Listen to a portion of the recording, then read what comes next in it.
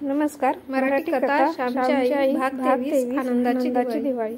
दिवाळीचे दिवस जवळ येत होते. शाळांना सुट्टी झाली होती. मी दापोली जवळ शिकत होतो. त्यामुळे सुट्टी होताच घरी गेलो. मला व माझ्या धाकट्या भावांना एक नवीन सदरा वडिलांनी केला, परंतु त्यांच्या नेसूची धोतरे मात्र आईने ती 17 ठिकाणी शिवली होती.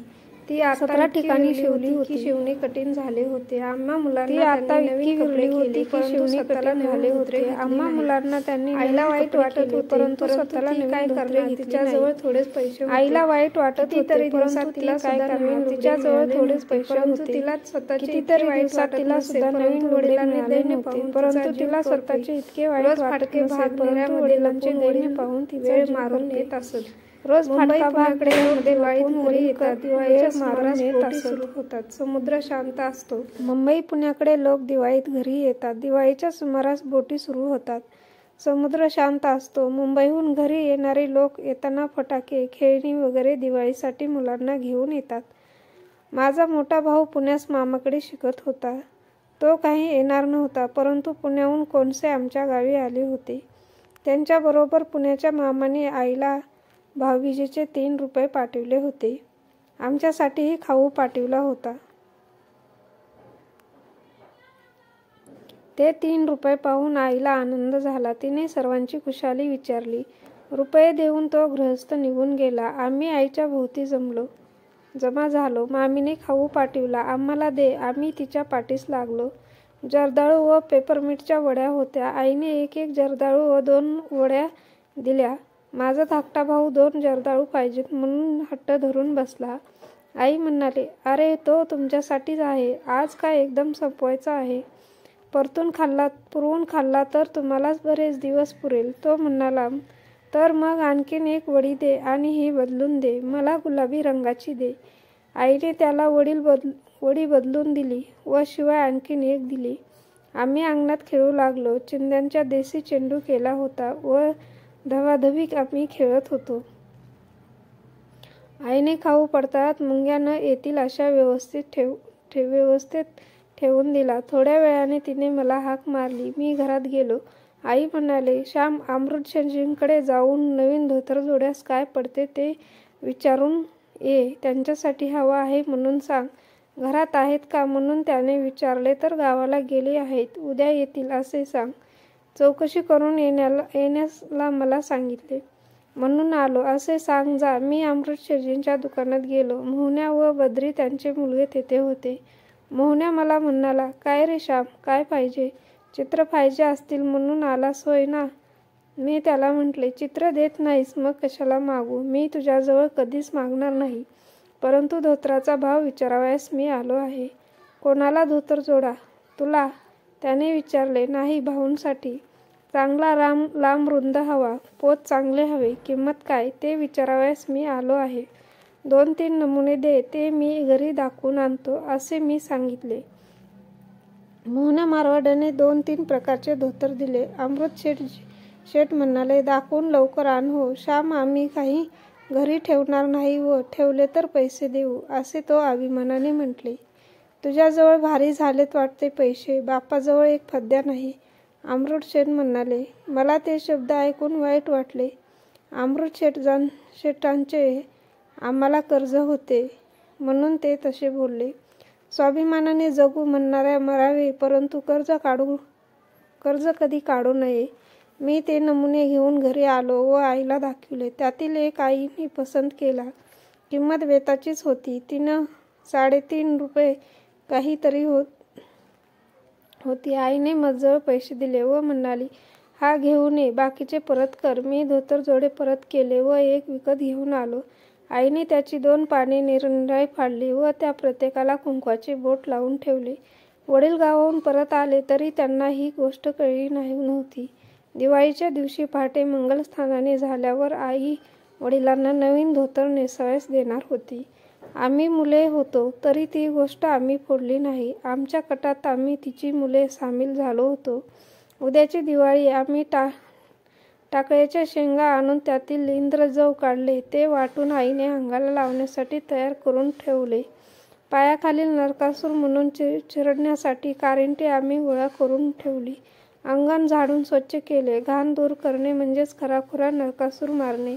नरक हाच वसूर, नरक म्हणजे घाण. ह्या घाणीसारखा दुष्ट राक्षस कोण आहे? राक्षस 100 माणसे खाईल, परंतु घाणीतून उत्पन्न होणारा रोगरूपी राक्षस हजारो लोकांना खातो, तरी तृप्त होत नाही. घाणीसारखा शत्रू नाही.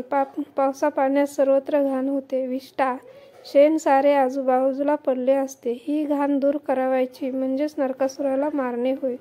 आणि मोठी किंमत आहे. सत्यभामाने नरकासुराला मारले. ती कृष्णाला म्हणाली, तुमच्याने हा मरणार नाही.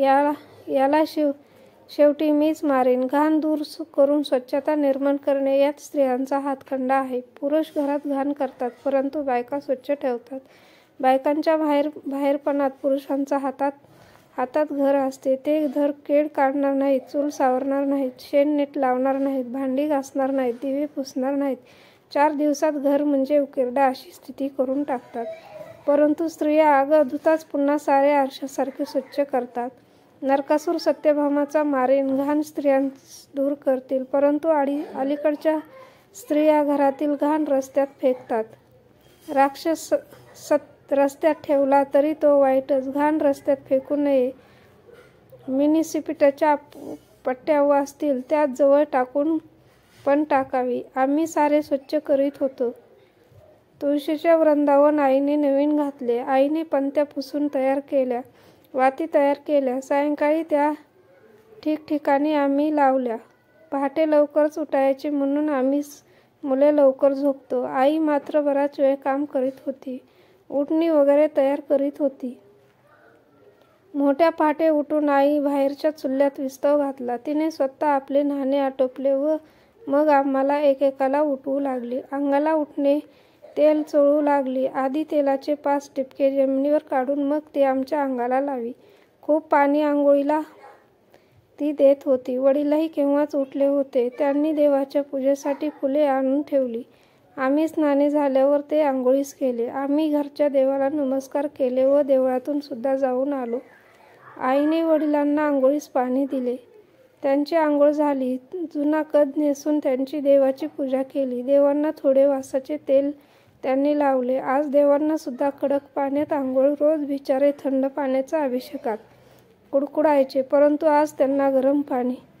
वडिलांनी देवाची पूजा केली. करंजी अनारसे नैवेद्य होता. पहाट झाल्यापासून भूते भिक्षेसाठी येत होती.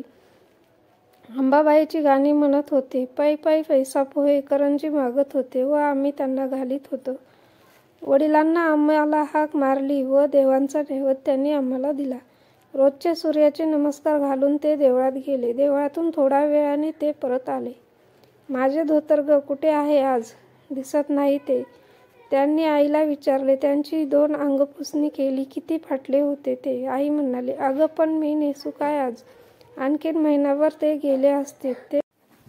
ते म्हणाले, त्याच अंत तरी किती पहावायचा. ते धोतर धुताना मला रोज लाज वाटत होती व वाईट वाटत होते. आई म्हणाली, अगं मला नेसायला सुद्धा वाटत होती, परंतु करायचे काय?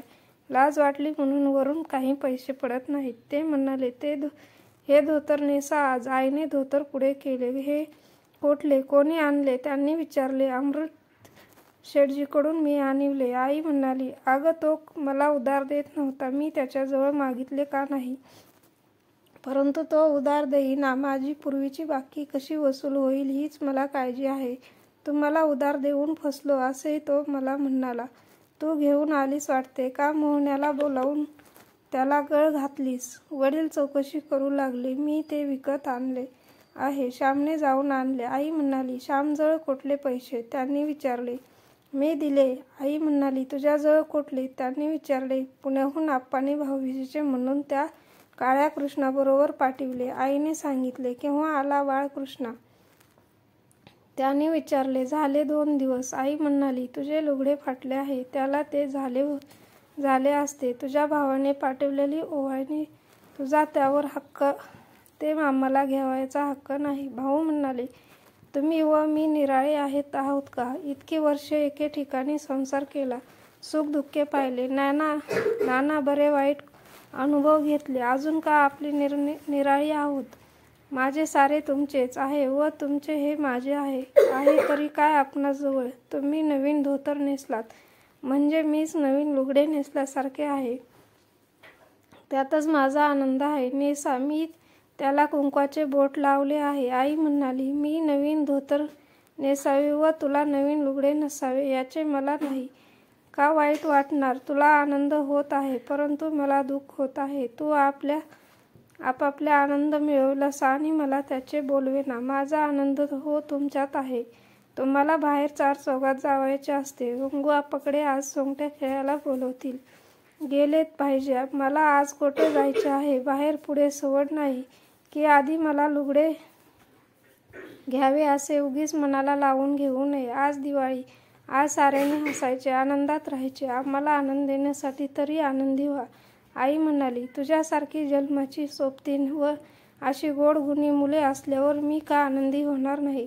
मी दारिद्र्य नसून श्रीमंताहून श्रीमंत आहे. मग मी का हसणार नाही? का दुःखी होणार नाही? आण ते धोतर असे म्हणून आईच्या हातातून ते धोतर त्यांनी घेतले. ते नेसले व देवांना त्यांनी नमस्कार केला.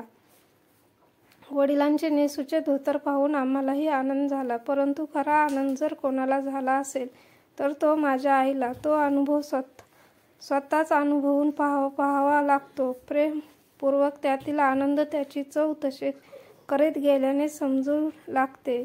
एकदा चटक मात्र लागली पाहिजे. धन्यवाद.